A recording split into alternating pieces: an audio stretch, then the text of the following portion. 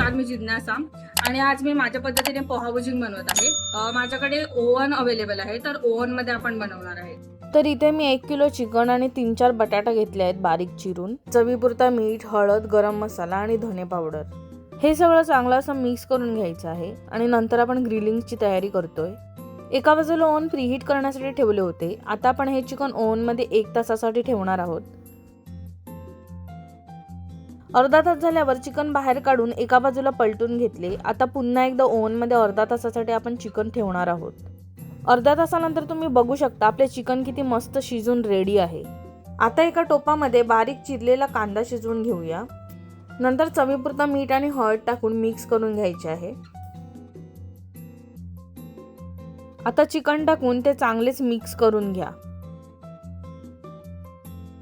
पोहे धुतल्यानंतर ते टोपामध्ये टाकून घ्यायचे आहेत. चांगलं असं मिक्स करून घेतल्यानंतर आता ह्याच्यामध्ये मी हा मसाला ॲड करते. ह्या मसाल्याची व्हिडिओ बनवायला मी विसरलीच, तर तुम्ही डिस्क्रिप्शन चेक करा, त्यामध्ये मी सगळी रेसिपी डिटेल्समध्ये दिलेली आहे. सो आपलं chicken poha bhaji is ready. तुम्हाला ही रेसिपी कशी वाटली कमेंटमध्ये नक्की सांगा आणि जीत व्लॉग्सला सबस्क्राईब करायला विसरू नका. भेटूया पुढच्या व्हिडिओमध्ये. बाय.